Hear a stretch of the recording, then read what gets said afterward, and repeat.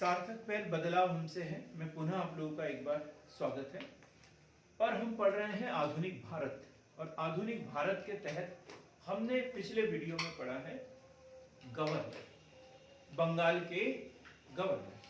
और आज से शुरू करना है हमें भारत के गवर्नर जनरल। गवर्नर जनरल और गवर्नर में क्या अंतर है? गवर्नर जो है वो अलग अलग प्रेसिडेंसी के लिए अलग अलग होते थे।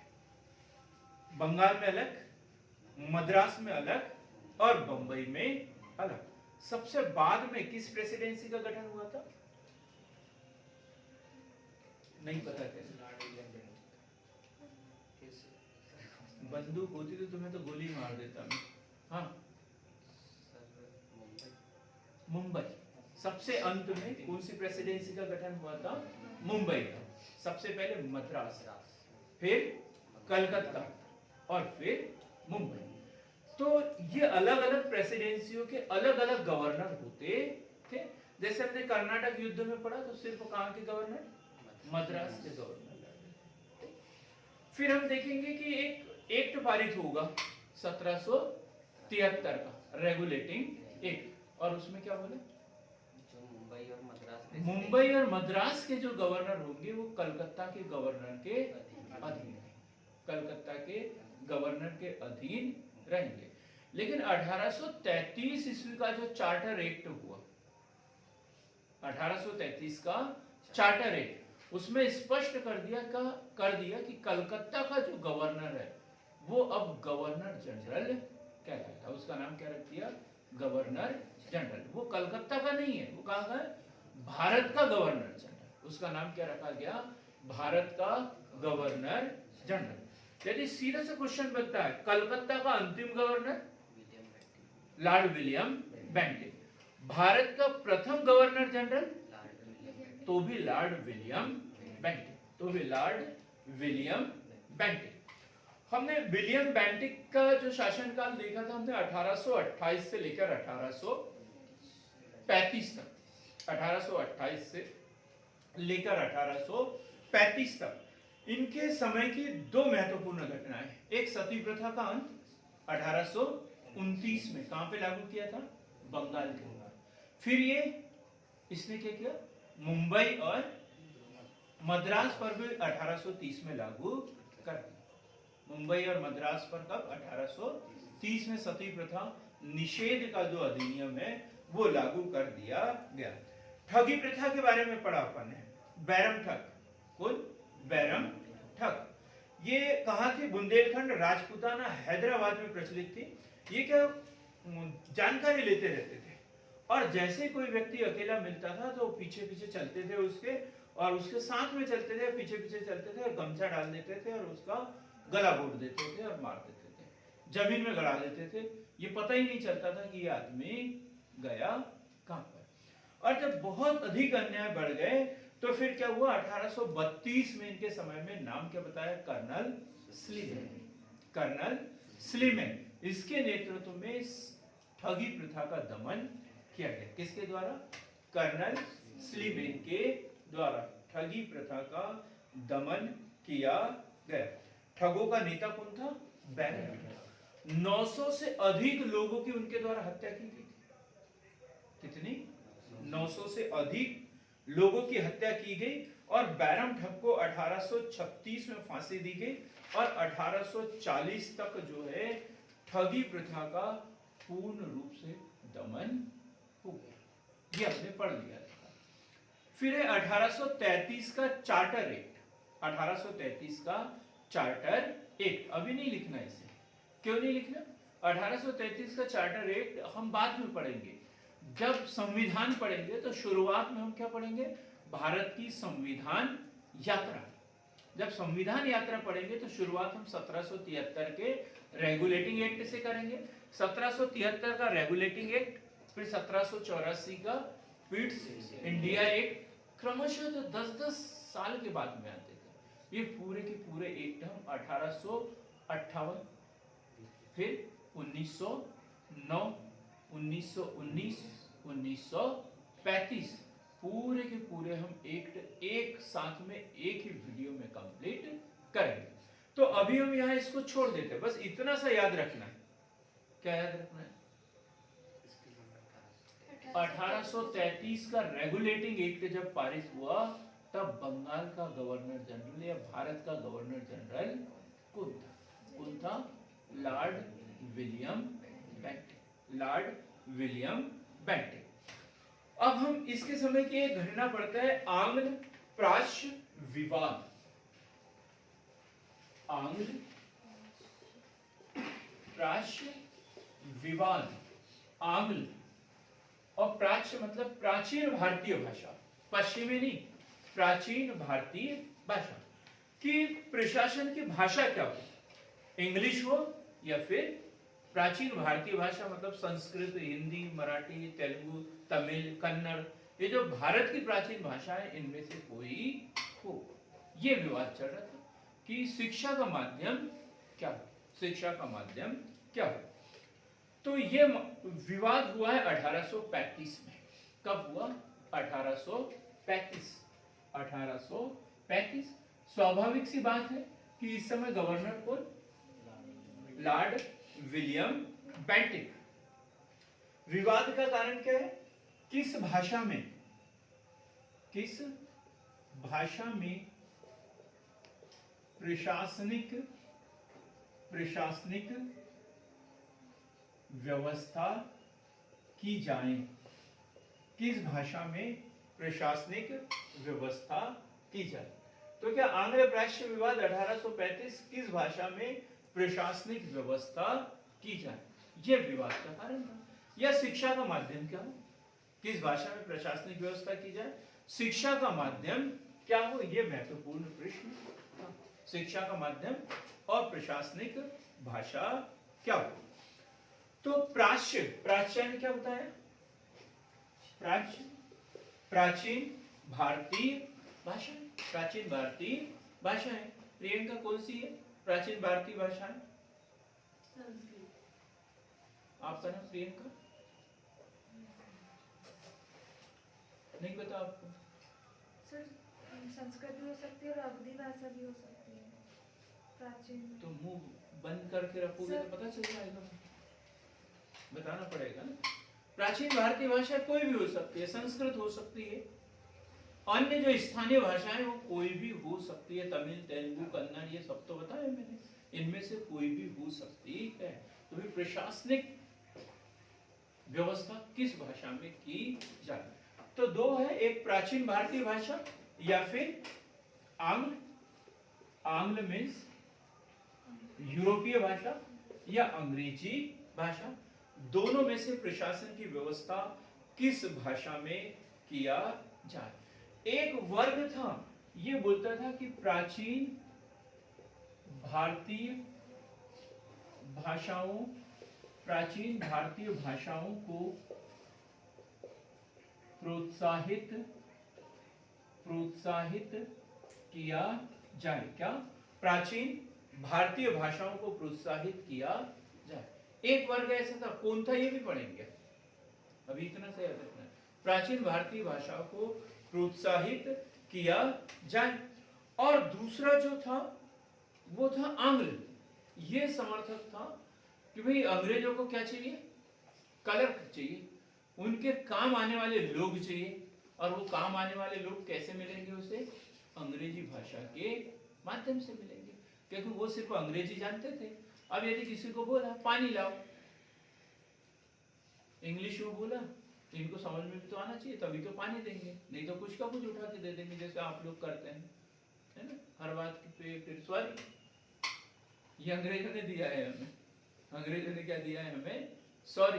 दिन में यदि 100 बार मैं बोलूं तो 100 बार सॉरी मिलेगा मुझे। इतने अच्छे हम आदत में है सॉरी शब्दों को लेकर आ गए हम।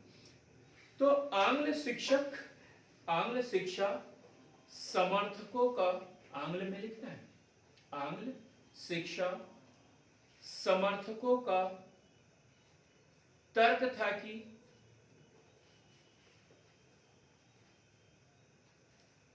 अधिक से अधिक राशि,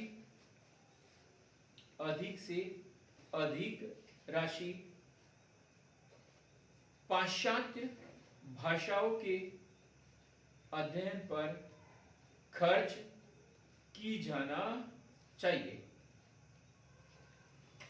और ये समर्थक थे H D princess, H D princess और विलियमसन। विलियमसन नाम याद रखना है बराबर, प्री के लिए बड़ा महत्वपूर्ण है। एच डी प्रिंसेस और विलियमसन किस भाषा के समर्थक थे? प्राचीन भारतीय भाषा के समर्थक थे। और आंग्ल भाषा के समर्थक थे ट्रेवेलियन। आंग्ल भाषा के समर्थक कौन? ट्रेवेलियन, मुनरो और एल्फिस्टर। मुनरो, एल्फिस्टर, ये जो है ये आंग्ल भाषा के समर्थक थे। ये बोलते थे कि शिक्षा भी जो है अंग्रेजी भाषा में दी जाए, प्रशासनिक व्यवस्था भी पूरी अंग्रेजी भाषा में की जाए, जो पत्राचार होता है शासन की ओर से वो भी किस भाषा में होना चाहिए? इंग्लिश में होना चाहिए। सब लोग इंग्लिश सीख जाएंगे। अभी हम हिंदी को महत्व दे रहे हैं तो सब लोग हिंदी जानते हैं, चाहे महाराष्ट्र का हो, तमिलनाडु का हो, कर्नाटक का हो, सबको कुछ न कुछ हिंदी आती है, क्योंकि हम हिंदी को महत्व दे रहे हैं। यदि इंग्लिश को महत्व दे रहे होते, इंग्लिश एकदम अनिवार्य होता, पत्राचार की भाषा इंग्लिश होती, तो आज हम सब लोग इंग्लिश जान रहे होते। ठीक? तो प्राच्य भाषा का समर्थन वाले विल्सन और एच डी प्रिंसेस, और आंग्ल भाषा का समर्थन पाने वाले ट्रेवेलियन, मुनरो और एल्फिस्टर। और अब इस विवाद को सुलझाने के लिए, विवाद को सुलझाने के लिए एक समिति का गठन किया गया। और समिति के अध्यक्ष कौन थे? Yogesh Kumar, Lord Macaulay. Lord Macaulay की अध्यक्षता में एक समिति का गठन किया गया। लॉर्ड मैकाले की अध्यक्षता में समिति का गठन किया गया। लॉर्ड मैकाले की अध्यक्षता में समिति का गठन किया गया। क्लियर हो गई बात? यहाँ पे यही है आंग्ल प्राच्य विवाद। अब निर्णय क्या आएगा ये भी हमें पढ़ना है। निर्णय क्या आएगा ये भी हमें पढ़ना है। चार्जर कनेक्ट कर दो, बड़ा आसान होगा। तो विवाद को सुलझाने के लिए लॉर्ड मैकाले की अध्यक्षता में एक समिति का गठन किया गया। क्या बोला है लॉर्ड मैकाले ने? उसका कथन कोई बताएगा क्या? आप तो नहीं बता पाओगे। हाँ? अनुप कुमार, वो यूरोप के पूरे, हाँ, अल्मीरा, कि भारत का जितना साहित्य है यूरोप की एक लाइब्रेरी के एक कोने में समा जाएगा, इतना बोला था। ये कथन था उसका। क्या कितना अच्छा कथन था, व्यंग था ना। एक अच्छे यूरोपीय पुस्तकालय की लिखना, ये कथन बड़ा इंपॉर्टेंट है। एक अच्छे यूरोपीय पुस्तकालय की एक अलमारी में भारत तथा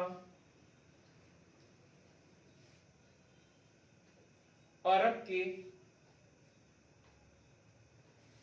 संपूर्ण साहित्य से अधिक मूल्यवान है। मतलब पूरे भारत देश का, पूरे अरब का साहित्य एक तरफ रखा जाए और यूरोप की एक अच्छी लाइब्रेरी में एक कोने में रखा हुआ साहित्य देखा जाए, तो वो जो एक कोने का जो साहित्य है वो अधिक महत्वपूर्ण होगा। ये इनके द्वारा बोला गया। किसने बोला? ये लॉर्ड मैकाले के द्वारा। 7 मार्च 1855 को, सॉरी 1835, 7 मार्च 1835 को लॉर्ड मैकाले की अनुशंसा, लॉर्ड मैकाले की अनुशंसा लागू की गई, लागू की गई, लागू की गई। और क्या थी इनकी अनुशंसा? उच्च स्तरीय प्रशासन की भाषा अंग्रेजी रखी जाए। उच्च स्तरीय प्रशासन की भाषा इंग्लिश रखी जाए। ये मेंस का क्वेश्चन है। मेंस का क्वेश्चन क्या है? आंग्ल प्राच्य विवाद। लॉर्ड विलियम बेंटिक के समय में 1835 में एक वर्ग ये बोल रहा था कि प्रशासन की भाषा जो है प्राचीन भारतीय भाषाएं होना चाहिए, और एक वर्ग बोल रहा था कि प्रशासन की जो भाषा है वो इंग्लिश होना चाहिए या आंग्ल भाषा होना चाहिए।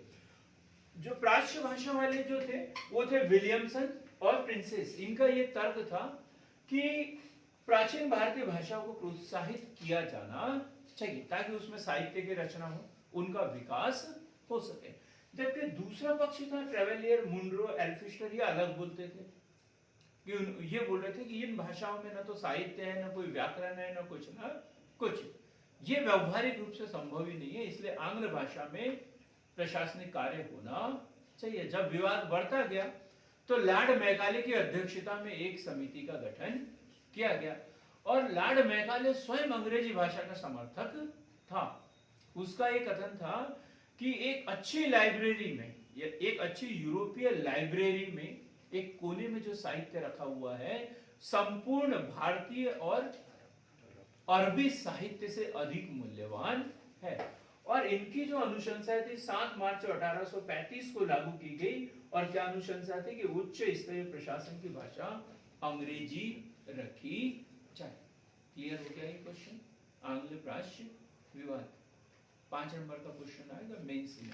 प्री का तो जो है वो है। अब इसके आगे देखिए, sir Charles Metcalfe. Sir Charles Metcalfe, sir Charles Metcalfe के बारे में पढ़ते हैं। और इनका बहुत कम समय 1835 से 1836, 1835 1836। हम राजा रंजीत सिंह के बारे में पढ़ा अपन ने। कौन सी संधि पढ़ा? अमृतसर की संधि कब हुई थी? 1809 में। लेकिन ये गवर्नर जनरल कब बना है? 1835 में। तब वो छोटे पद पर नियुक्त था, तब गवर्नर जनरल था क्या वो? नहीं, ये वही है चार्ल्स मेटकाफ के बीच में हुई 1809। तो तब की बात अलग थी, तब वो एक मास्टर था। अब उसने एमपीपीएससी की तैयारी करके डिप्टी कलेक्टर बन के आया था। ये तो आप वैसे ही समझोगे उसको, ठीक? तो चार्ल्स मेटकाफ की बात करें 1835 से 1836, 1 वर्ष का अल्प कार्यकाल। अल्प होगा, लेकिन एमपीपीएससी की तैयारी करने वालों के लिए, कॉम्पिटिटिव एग्जाम की जो तैयारी करते हैं उनके लिए 2 नंबर 3 नंबर ये अक्सर देके जाता है। मेंस में भी क्वेश्चन पूछा है क्या? भारतीय प्रेस का मुक्तिदाता। भारतीय प्रेस का मुक्तिदाता, भारतीय प्रेस का मुक्तिदाता। क्योंकि भारतीय प्रेस पर जो विभिन्न प्रकार के प्रतिबंध लगे हुए थे, तो इसको क्या किया था? उन प्रतिबंधों को इसके द्वारा हटा दिया गया था। तो भारतीय प्रेस का मुक्तिदाता, भारतीय समाचारों से प्रतिबंध हटाने के कारण, भारतीय प्रेस से प्रतिबंध हटाने के कारण। अब ऐसे एक गवर्नर के बारे में पढ़ेंगे, लॉर्ड एलनबरो। लॉर्ड एलनबरो, एक एक घटना पर इतने समय की पढ़ना है हमें। वो है 1836 से 1842, 1836 से 1842, लॉर्ड एलनबरो। ये क्वेश्चन पूछा जाता है लॉर्ड एलनबरो के विषय में। क्या क्वेश्चन है इसके संबंध में? कुछ भी याद आ रहा हो तो बता दो पल्लवी। सर वो 1843 से रविवार की छुट्टी स्टार्टिंग में की। हाँ, और क्या? अनूप कुमार, मंत्र जाप मत करो, बोली दो।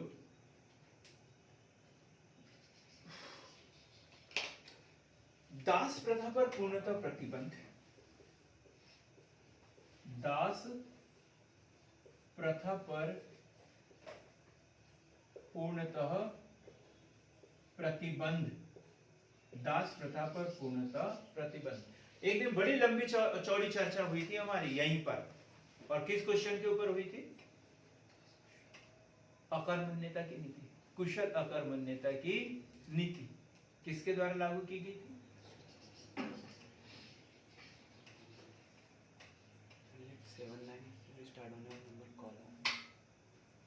हाँ, किसने लागू की थी? Sir John Shore. Sir John Shore. कहाँ लागू की थी? बंगाल में लागू की थी। हम बात कर रहे हैं अफगानिस्तान के। उस दिन भी मैंने स्पष्टीकरण बताया था, उस दिन भी बताया था, लेकिन आप पढ़ने के लिए थोड़ी आते हो। पढ़ने के लिए आते तो याद रहता आप लोगों को। अफगानिस्तान के खिलाफ लगाई थी किसके द्वारा? Lord Ellenborough. अफगानों के साथ कुशल अकर्मण्यता की नीति। अफगानों के साथ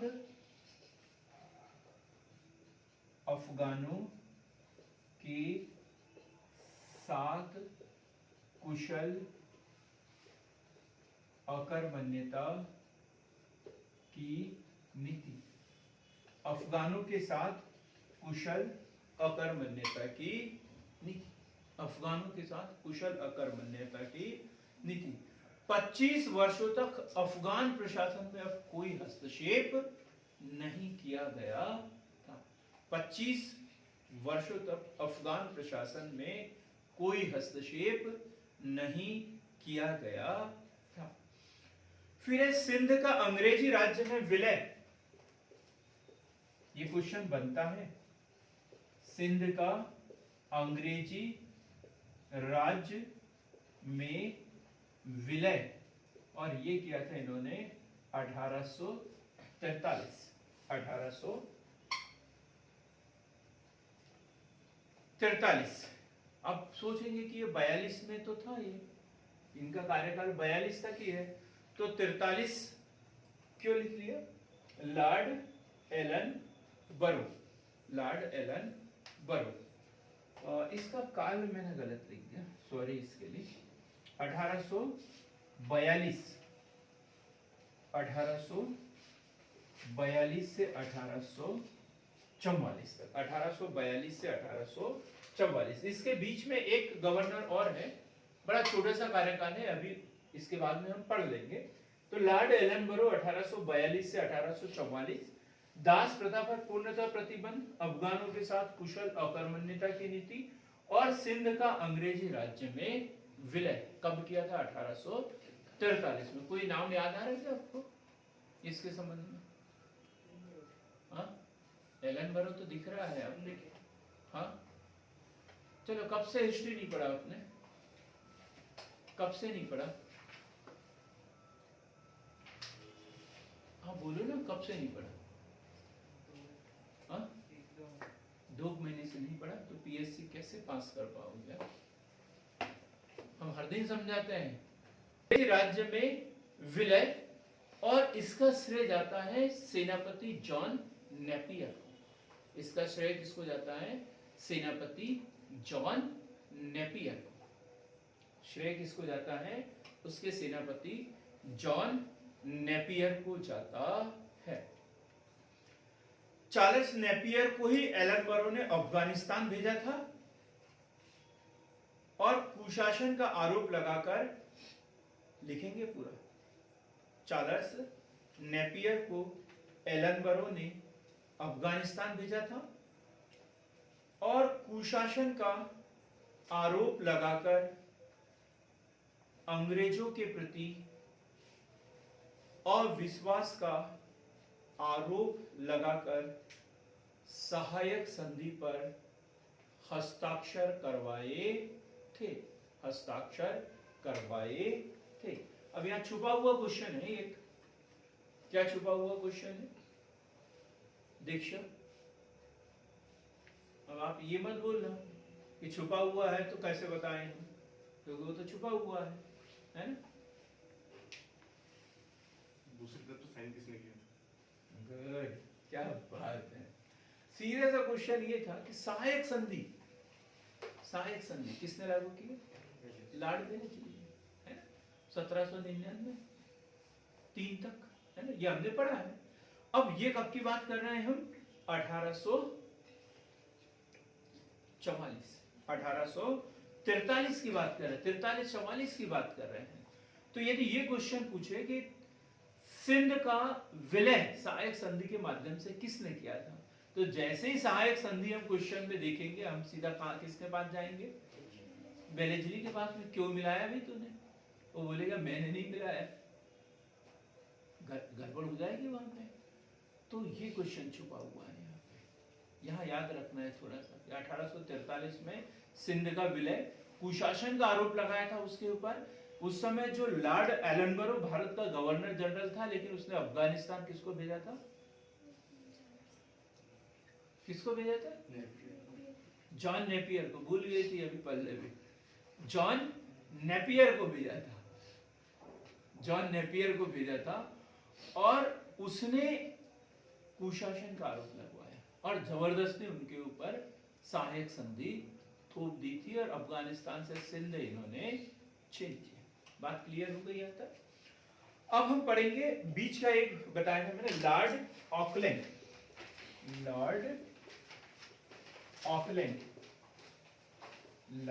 ऑकलैंड, और इसका कार्यकाल रहेगा 1836 से 1842।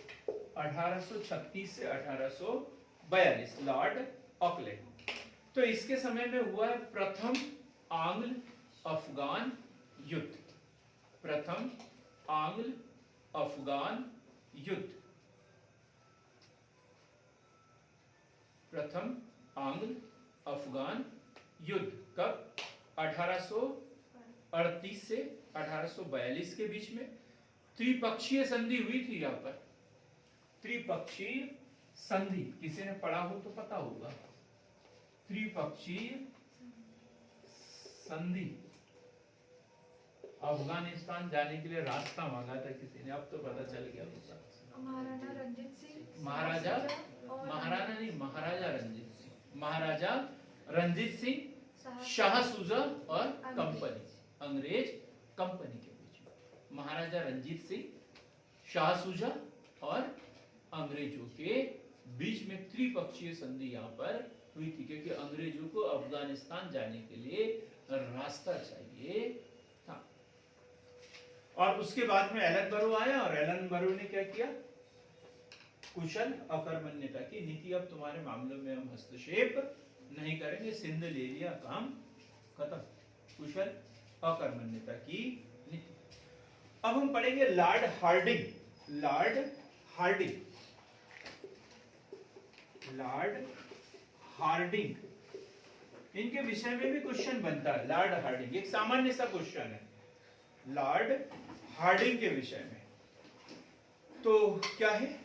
प्रथम आंग्ल सिख युद्ध। प्रथम आंग्ल सिख युद्ध 1844 से 1848, ऐसे ही कुछ सन होगा उसमें।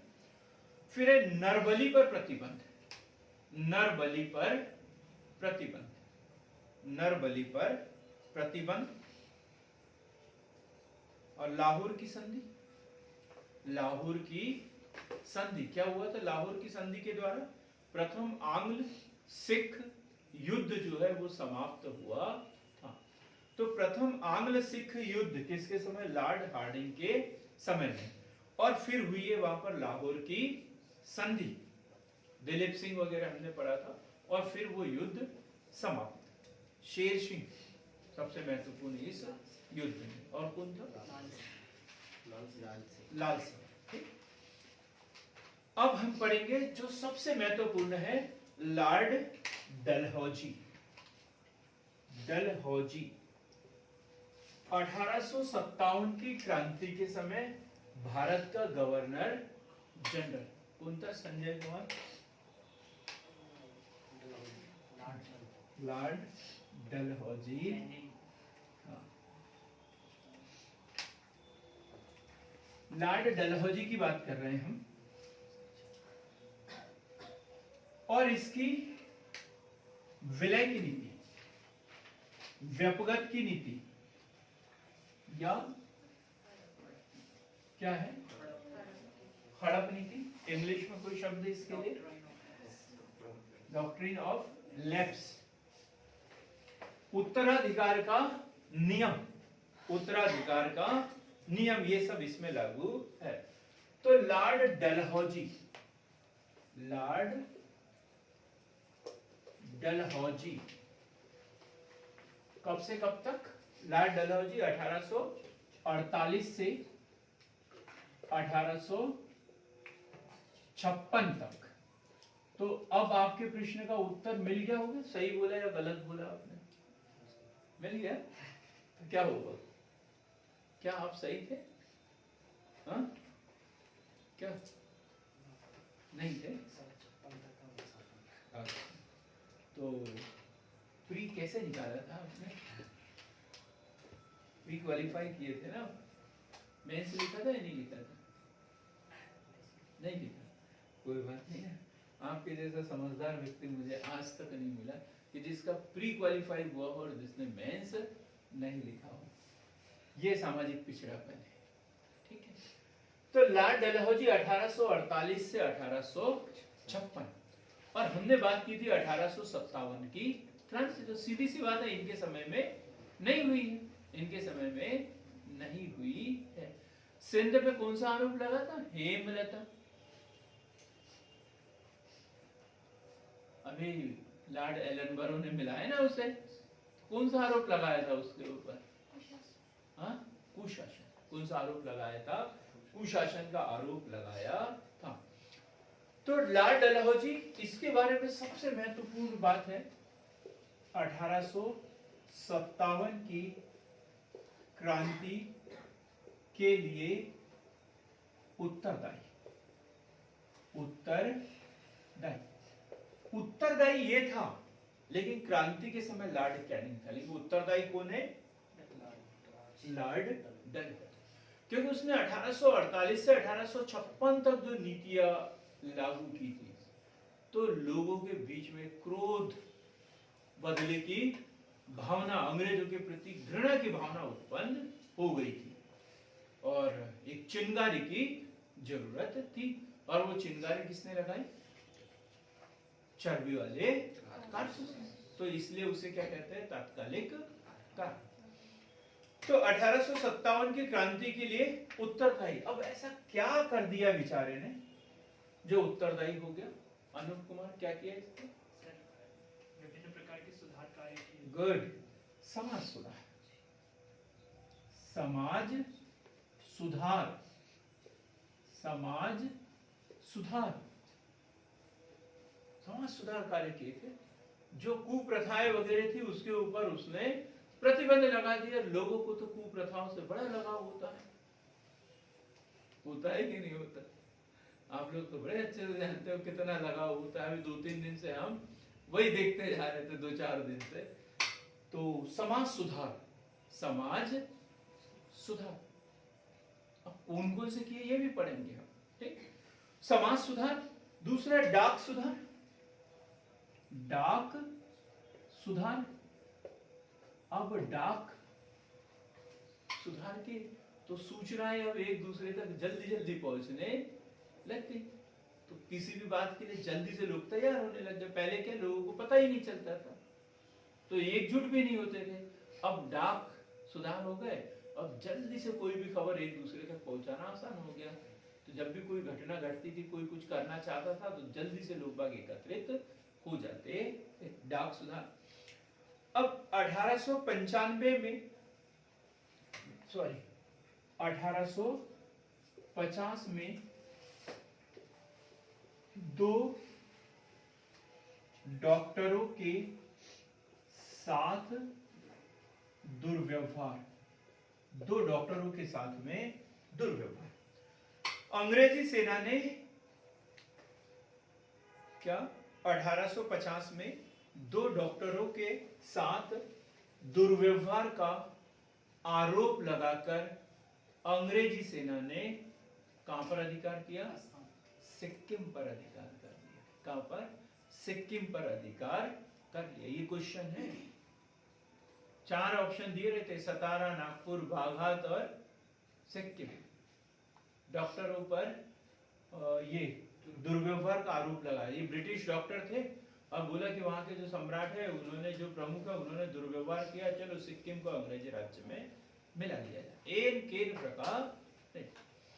तो सिक्किम को अंग्रेजी राज्य में मिला लिया। दुर्व्यवहार का आरोप लगाकर सिक्किम को अंग्रेजी राज्य में मिला लिया। यहां ये भी बोल सकते हैं, अंग्रेजी की जगह क्या लिखेंगे? ब्रिटिश, और अच्छा लगेगा। ब्रिटिश राज्य में मिला लिया। अब देखिए पेंशन और उपाधियों की समाप्ति। पेंशन व उपाधियों की समाप्ति। अब हम किसके पास जाएंगे यहाँ पर? हाँ? नाना साहब के पास नहीं जाएंगे? नाना साहब बिठूर जाएंगे ना वहां पे। और कई लोगों के पद वगैरह भी समाप्त कर दिए। तो 1853 में कर्नाटक के नवाब 1853 में कर्नाटक के नवाब 1853 में कर्नाटक के नवाब व तंजौर के राजा की उपाधि समाप्त कर दी। व तंजौर की राजा की उपाधि समाप्त कर दी। क्या किया? पेंशन व उपाधियों की समाप्ति तो 1853 में कर्नाटक के नवाब व तंजौर के राजा की उपाधि समाप्त कर दी। 1853 में पेशवा बाजीराव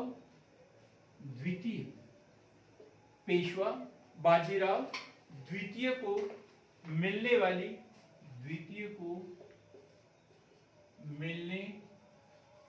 वाली पेंशन कितनी थी? 5 लाख समाप्त कर दी। अब 1818 में हुआ था ये। तो क्या हुआ था आप बताएंगे सर?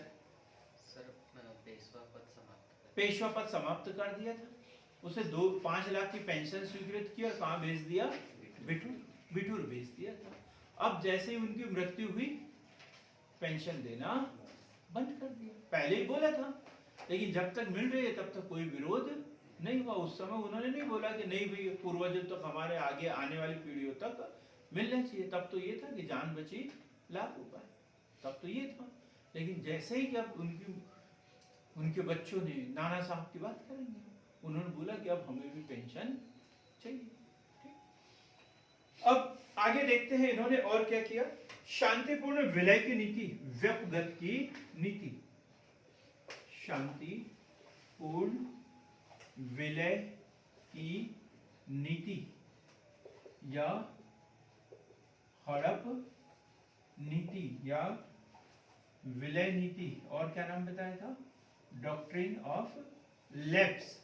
ये नीति इनके द्वारा अपनाई गई। मतलब युद्ध करके किसी को हराने की जरूरत नहीं है। ये ऐसा जैसे पेंशन बंद करवा दी, पद समाप्त कर दिया, डॉक्टरों के साथ दुर्व्यवहार का आरोप लगाया, ऐसे और भी दूसरे हथकंडे उनके द्वारा अपनाए गए। ये क्वेश्चन पूछा जाता है, लॉर्ड डलहौजी की विलय नीति को समझाइए करके। आपने भी पढ़ा होगा ना 10th क्लास में, पढ़ा था पक्का में? ठीक है, अच्छी बात। तो क्या किया इन्होंने कि यदि कोई राजा निसंतान होता था तो उसे गोद लेने का अधिकार नहीं था। दूसरे किसी के बच्चों को वो गोद नहीं ले सकता था, उसे योग्य उत्तराधिकारी नहीं माना जाता था। और उस राजा की यदि मृत्यु हो जाती थी तो उसके पूरे साम्राज्य को ब्रिटिश साम्राज्य में मिला लिया जाता था। तो इसके लिए क्या सभी राज्यों पर यह नीति लागू नहीं थी। उसने साम्राज्य का वर्गीकरण कितने श्रेणियों में किया था पल्लवी? मुझे नहीं लगता कि आपने इस लेवल का ये पढ़ा होगा, मुझे नहीं लगता, क्योंकि ऐसी पढ़ाई सिर्फ यहीं पर हो सकती है और कहीं की तो हो ही नहीं सकती, पूरे दावे के साथ मैं कह सकता हूं। तो साम्राज्य को ये विलय नीति, हड़प नीति लागू करने के लिए साम्राज्य को 3 श्रेणियों में, रियासतों को या भारतीय राज्यों को 3 श्रेणियों में विभक्त किया था। जो हमने अभी पहली लाइन बोली थी ना कि जो भारतीय राजा निसंतान मृत्यु हो जाती थी तो उसके बाद में उन्हें गोद लेने का अधिकार नहीं था और उनकी मृत्यु के बाद उनके साम्राज्य को ब्रिटिश साम्राज्य में मिला लिया जाता था। ये क्वेश्चन 8वीं क्लास में भी बच्चा पढ़ता है, 10वीं क्लास में भी पढ़ता है और एमपीपीएससी में जब उत्तर लिखने का रहेगा तब भी हम यही उत्तर लिखते हैं। और फिर भी हम उम्मीद करते हैं कि 5 में से कितने नंबर मिले, 4 मिले या 3 मिले, तो ये संभव ही नहीं है। तो 3 वे राज्य जो कभी किसी के अधीन न रहे हो, वे राज्य जो कभी किसी के अधीन न रहे हो, जो कभी किसी के अधीन न रहे हो, जैसे मराठा, मुगल कभी डायरेक्ट अंग्रेजों से हारे क्या? वो तो अपने आप ही हारे हैं, अपने आप से हारे हैं। कभी कोई बताए नहीं तो अंग्रेजों से इस युद्ध में हारे करके, कभी हारे क्या? नहीं।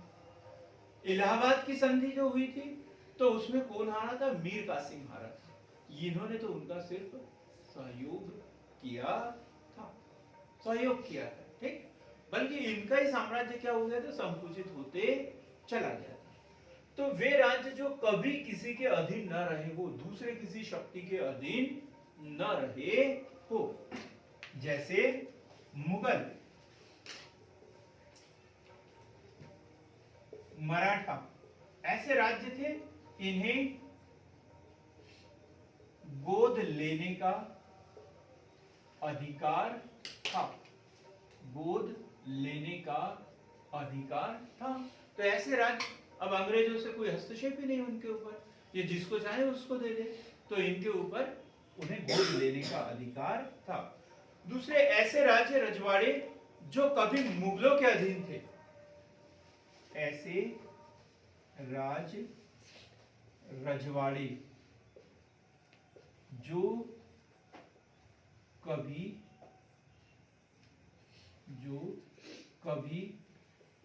मुगलों के अधीन थे, जो कभी मुगलों के अधीन थे। ऐसे राज्य रजवाड़े जो कभी मुगलों के अधीन थे, अब ब्रिटिश के अधीन थे। और अब किसके अधीन है? ब्रिटिश, अंग्रेजों के अधीन है। तो उन्हें गोद लेने का अधिकार था, लेकिन गवर्नर से अनुमति लेना होता था। बात क्लियर हो गई? एकदम दूसरा पॉइंट, जो ऐसे राज्य रजवाड़े जो कभी मुगलों के अधीन थे, वर्तमान में ब्रिटिश आधिपत्य में थे, गोद लेने का अधिकार था, लेकिन गवर्नर से अनुमति लेना होता था। अनुमति दे तो ठीक, नहीं दे तो ठीक। ठीक, बात क्लियर हो गई? दूसरी भी। तीसरा क्या है? ऐसे रजवाड़े जो सीधे ब्रिटिश के अधीन थे। अब वो डायरेक्ट सीधा ब्रिटिश, जैसे झांसी, इनको अधिकार करेंगे वो, सतारा, ये प्रांत जो सीधे ब्रिटिश के अधीन थे। तो ऐसे रजवाड़े जो सीधे ब्रिटिश के अधीन थे, उन्हें गोद लेने का अधिकार नहीं था। ऐसे रजवाड़े जो सीधे ब्रिटिश के अधीन थे, उन्हें गोद लेने का अधिकार नहीं था। तो अब ये नीति, ये पूरी, ये नियम थे उसके 3 क्या के, डलहौजी की विलय नीति के। और इस नीति के तहत उसने क्या किया, 1848 में सर्वप्रथम सतारा, लिखेंगे इसे 1848 में सर्वप्रथम सतारा, 1849 में जैतपुर संबलपुर। ये क्वेश्चन बनता है सबसे पहले किस राज्य का विलय किया, तो कौन सा, सतारा। कब, 1848, 1848। 1849 में कौन सा, जैतपुर व संबलपुर। 1849 में जैतपुर व संबलपुर। 1850 बाघात, 1850 में बाघात को। 1852 में उदयपुर। 1853 झांसी, 1853 झांसी। नहीं तो हम सीधा क्वेश्चन आए, यदि हमने पढ़ा नहीं है अच्छे से तो फिर सीधा उसमें एक ऑप्शन 1857 भी दिया रहेगा और हम सब वो करके भी आएंगे। श्वेता मैडम सुनाई तो आ रहा है ना, ठीक है। तो 1853 में झांसी और 1854 में नागपुर। तो सबसे पहले किसको, सतारा को, सबसे बाद में किसको, नागपुर। उसने विलय नीति के तहत मिला लिया था। अब 1800, अगली घटना ये क्लियर हो गई, विलय नीति। अब अगला पॉइंट देखिए उसने और क्या किया, कुशासन का आरोप, कुशासन का आरोप।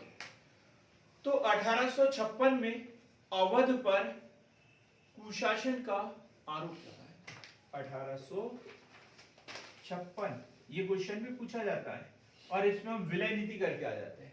1856 में डलहौजी ने अवध के ऊपर कौन सा आरोप लगाकर या किस नीति के तहत उसे विलय कर लिया था। अब क्वेश्चन में विलय दिया रहता है, उत्तर में भी विलय दिया रहता है, तो हम विलय के साथ में विलय कर देते हैं और गलती कर देते हैं। तो इसके ऊपर विलय नीति नहीं लगाई थी, हड़प नीति लगाई थी क्या, नहीं। इसके ऊपर कौन सा, कुशासन का आरोप। अवध का अंतिम नवाब वाजिद अली शाह।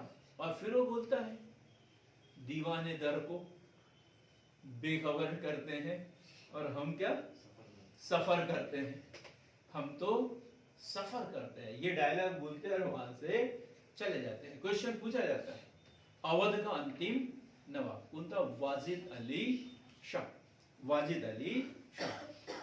तो 1856 अवध के अंतिम नवाब, ये क्वेश्चन इंपॉर्टेंट है, नवाब वाजिद अली शाह पर कुशासन, कल हमने सुशासन पढ़ा था, आज कुशासन पढ़ रहे हैं।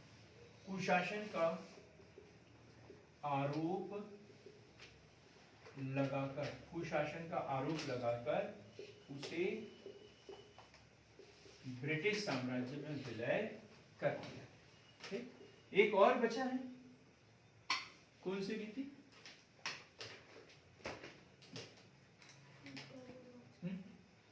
डलहौजी की विलय नीति बची है ना। सर फूट डालो राज करो, फूट डालो और राज करो की नीति। क्या बात है, कितना कॉमन सा उत्तर है, फूट डालो और राज करो की नीति। लेकिन वो बात नहीं कर रहे हैं हम। 1853 हैदराबाद के निजाम पर कर्जे का, ये आपके ऊपर उधार बचा था, वो चुकाया नहीं आपने, चलो आ जाओ तुम भी इधर, लिखेंगे इसे ऐसे। तो 1853 में हैदराबाद के निजाम पर, हैदराबाद के निजाम पर बहुत सी राशि शेष होने का आरोप लगाकर बरार क्षेत्र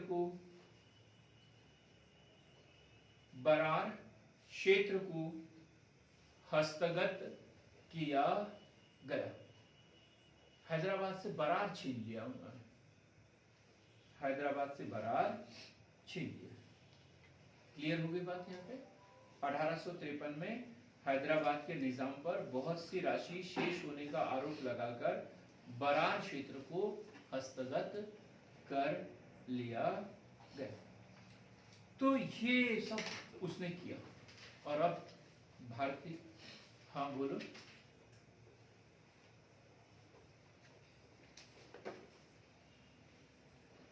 हाँ जी, सीपी एंड बरार, हम आज ही जो है हमारा आधा वीडियो बन चुका है, थोड़ा सा रह गया, नहीं तो आपको पता चल जाता कि सीपी एंड बरार कैसे बना है।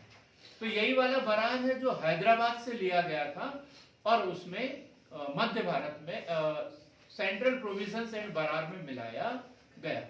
आपका एक कॉन्सेप्ट पूरा क्लियर करेंगे, हमारा अगला वीडियो जो है आप देखिए, हमने बना लिया है उसे, आधे की भर रिकॉर्डिंग होना बाकी है। बहुत बढ़िया। अब हम बात करेंगे इनके प्रशासनिक सुधार। ये तो थे ही डलहौजी की सामाजिक सुधार और ये ढेर सारे परिवर्तन हुए, और कुछ प्रशासनिक सुधार भी यदि उसके देखें, सुधार कार्य उसके देखें, प्रशासनिक सुधार लॉर्ड डलहौजी के बारे में पढ़ रहे हैं। यदि ये क्वेश्चन पूछे 1857 की क्रांति के लिए लॉर्ड डलहौजी को उत्तरदायी समझा जाता है, कारण से स्पष्ट कीजिए, तो जो अभी तक लिखे वो पूरे के पूरे कारण उसमें आएंगे। और इतने अच्छे से लिखोगे तो मेरे को नहीं लगता कि आपको 4 पेज उत्तर लिखने की जरूरत है। ज्यादा उत्तर उनको लिखना पड़ता है जो शब्दों से खेलते रहते हैं और एक ही शब्द को बार बार था थे थी में बदल के लिखते रहते हैं, तो उनको ज्यादा शब्द लिखना पड़ता है। यदि हम to the point authentic answer लिखे तो फिर हमें ज्यादा कॉपी भरने की जरूरत नहीं है। तो हम इसके प्रशासनिक सुधार लिखेंगे, लॉर्ड डलहौजी के प्रशासनिक सुधार, लॉर्ड डलहौजी के प्रशासनिक सुधार। देखो बंगाल एक बड़ा प्रांत था, बंगाल एक बड़ा प्रांत था। अब बंगाल के गवर्नर को बंगाल का गवर्नर जनरल, फिर भारत का गवर्नर जनरल बना दिया, तो बंगाल को कौन देखेगा? बंगाल को कौन देखेगा? तो वहां पर तो एक असिस्टेंट नियुक्त करना पड़ेगा। तो उसने क्या किया, बंगाल में कार्य की अधिकता के कारण लेफ्टिनेंट गवर्नर की नियुक्ति की। बंगाल में कार्य की अधिकता के कारण लेफ्टिनेंट गवर्नर की नियुक्ति की। सैनिक सुधार किए उन्होंने। कौन से सैनिक सुधार किए? कलकत्ता में तोफखाने का कारखाना, तोफखाने का कारखाना, और मेरठ में इसकी छावनी या ऑफिस बनाया। इसकी प्रशासनिक व्यवस्था के लिए कार्यालय कहाँ बनाया इन्होंने? मेरठ में। और तोफखाना कहाँ पर था? कलकत्ता में। सेना का मुख्यालय इन्होंने कहाँ बनाया था? शिमला में, दूर कहीं ले जाके। और यदि यहाँ पर कलकत्ता, मुंबई, मद्रास और फिर शिमला दे तो फिर तो बड़ी दिक्कत हो जाएगी। क्यों रवि सर, है ना? हम इतनी दूर तो जा ही नहीं सकते ना, अपने को उतने दूर जाने का साधन ही नहीं मिलेगा जल्दी से। तो हम क्या सोचेंगे, जल्दी से दिल्ली मुंबई यही कहीं ढूंढ लेते हैं। होगा ना ऐसे ही होगा। और कलकत्ता यदि है तो फिर तो बात ही निराली है। तो शिमला में सैन्य मुख्यालय डलहौजी ने कहा लेके गया था? शिमला। वो अक्सर जैसे हमारे यहाँ पचमढ़ी में भी सैन्य छावनी तो बनाई गई, तो वो ऐसी जगह को चुनते थे जो स्वास्थ्यवर्धक हो। यूरोपीय लोगों की एक खासियत है, स्वास्थ्य ही सबसे बड़ा धन है। वो ज्यादा पैसा ऐसा कमा के नहीं रखते, जितना कमाते खर्च करते जाते हैं। ये भारत के लोगों में लालची प्रवृत्ति है। मैंने बताया ना, 30 साल तो जीना है हमें, लेकिन 300 साल के लिए प्लानिंग करते और धन एकत्रित करके रखते जाते हैं, भले जीवन में एक दिन भी सुख का न बिताएं। क्यों अमरदीप, आप ज्यादा खुश हुए हैं आज? तो मिल गया क्या गड़ा हुआ धन वगैरह आपको? तो सेना का मुख्यालय शिमला में, और अंग्रेजों की शीतकालीन राजधानी कहाँ होती थी? शिमला। अंग्रेजों की शीतकालीन राजधानी शिमला किसके समय में हुई थी, ये क्वेश्चन भी पूछ सकते हैं। तो किसके समय, डलहौजी के समय में, या लॉर्ड डलहौजी ने ही स्थानांतरित की थी। 1833 का चार्टर एक्ट, 1833 का चार्टर एक्ट भी, सॉरी 1853 का चार्टर एक्ट, 33 का नहीं, 1853 का चार्टर एक्ट कब कब आएगा, 13, 33, 53। ठीक, अब हम इनके कुछ शैक्षणिक सुधार भी देख लेते हैं, थोड़ी जल्दी से करेंगे हम। शैक्षणिक सुधार, शैक्षणिक सुधार, लॉर्ड डलहौजी द्वारा कौन से शैक्षणिक सुधार किए गए थे। तो एक शब्द आता है मैग्ना कार्टा, मैग्ना कार्टा। तो चार्ल्स वुड का डिस्पैच, चार्ल्स वुड का डिस्पैच 1854। अक्सर हम जो है वो इससे पहले 1835 कौन सा, मैकाले, लॉर्ड मैकाले वाला, और इसमें कंफ्यूज हो जाते हैं। तो मैकाले लॉर्ड विलियम बेंटिक के समय में, और चार्ल्स वुड जो है वो लॉर्ड डलहौजी के समय में 1854। और चार्ल्स वुड के डिस्पैच को क्या कहते हैं, भारतीय शिक्षा का मैग्ना कार्टा।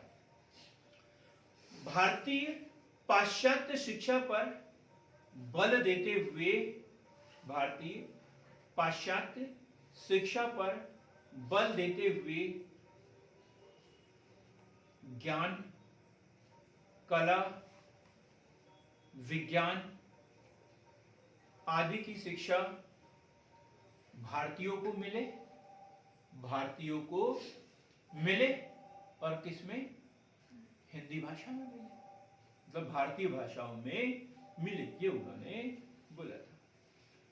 शिक्षा का माध्यम दो तरीके से है, शिक्षा का माध्यम दो तरीके से, मतलब उच्च शिक्षा और प्राथमिक शिक्षा, निम्न नहीं होती, उच्च शिक्षा और प्राथमिक शिक्षा। तो प्राथमिक शिक्षा देशी भाषा को प्रोत्साहित करने के लिए शिक्षा का माध्यम होना चाहिए, लेकिन उच्च शिक्षा जो है वो अंग्रेजी भाषा में होना चाहिए, ताकि विज्ञान के क्षेत्र में की उन्नति हो सके। ठीक, क्योंकि भारतीय साहित्य में, प्राचीन भारतीय साहित्य में कोई विज्ञान तो था ही नहीं, तो बोला कि भारतीय लोग तो फिर अनभिज्ञ रहेंगे, इसलिए विज्ञान इनका पढ़ना बहुत जरूरी है, तभी तो दैवीय शक्तियों पर से इनका विश्वास कम होगा, लेकिन अभी तक नहीं हुआ। तो उच्च शिक्षा किस भाषा में हो, अंग्रेजी भाषा में हो। देशी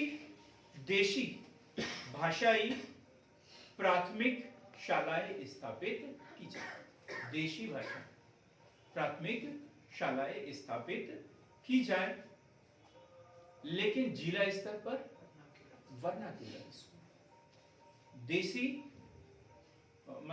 देशी भाषी प्राथमिक शाला स्थापित की जाए, लेकिन जिला स्तर पर वर्नाक्यूलर इंग्लिश मीडियम, मतलब एकांत विषय हिंदी हो सकता है, लेकिन मुख्य विषय काय में होना चाहिए इंग्लिश में, मतलब द्विभाषी जिसे बोल सकते हो, वर्नाक्यूलर दोनों भाषाओं का ज्ञान।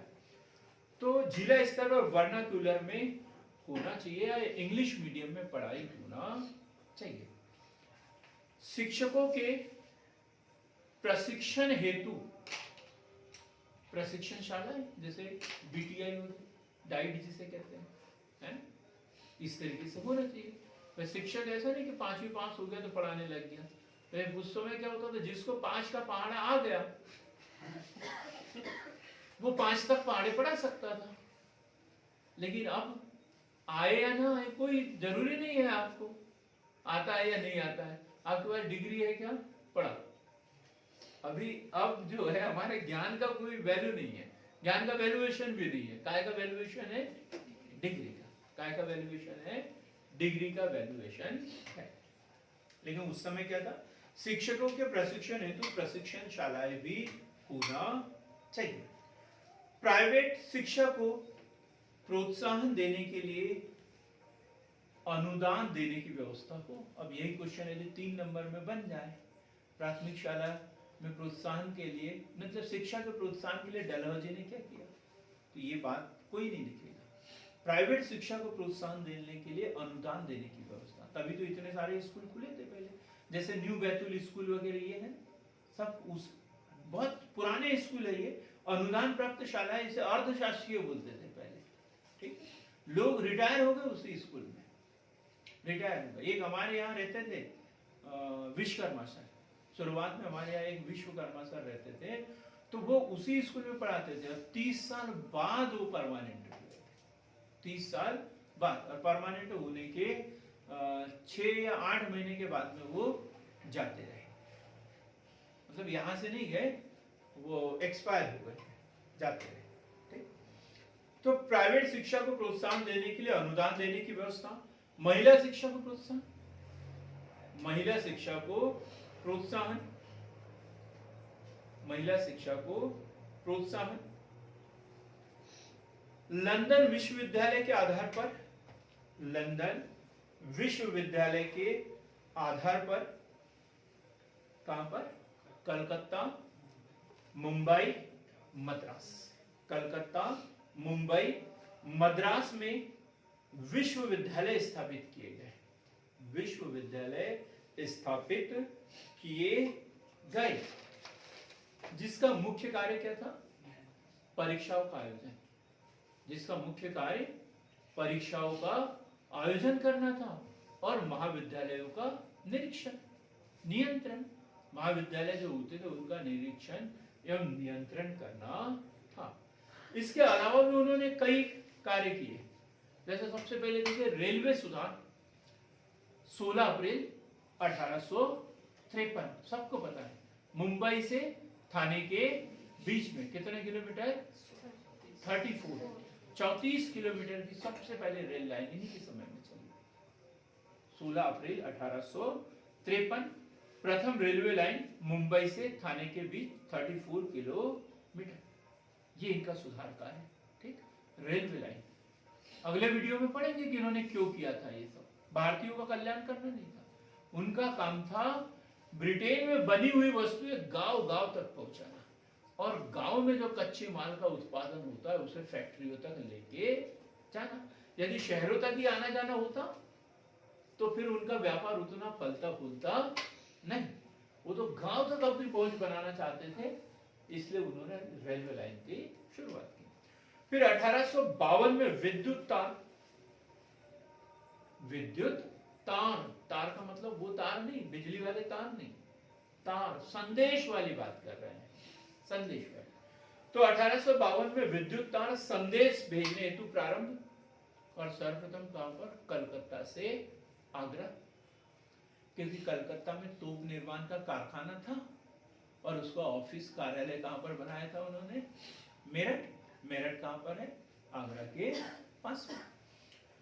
तो 1852 में विद्युत तार संदेश भेजने हेतु प्रारंभ किया गया। 1854 पोस्ट ऑफिस एक्ट, ये भी याद रखना, फ्री का के लिए डाटा है। 1854 में post office act, 1854 post office act द्वारा डाक टिकटों का प्रचलन।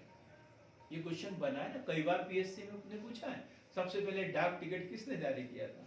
तो लॉर्ड डलहौजी के समय, लॉर्ड डलहौजी। देखो तार भी उसी के समय में, सड़क भी उसी के, रेलवे भी उसी के समय में।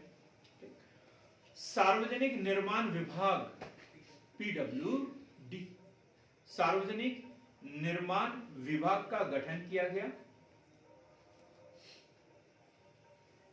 और जीटी रोड का विस्तार किया गया। जीटी रोड का विस्तार मतलब नवीनीकृत उसे किया गया, जो 1540 से 45 के बीच में शेरशाह सूरी ने बनाया था। वो अब अभी की सरकारें तो 5 साल में रोड बना देती है, 5 साल में नहीं चलता, 1 साल 2 साल, या इससे ज्यादा क्या होना है कि एक इधर से बनते जाता है, दूसरे इधर से उखड़ते जाता है, ऐसे रोड बनते हैं अभी।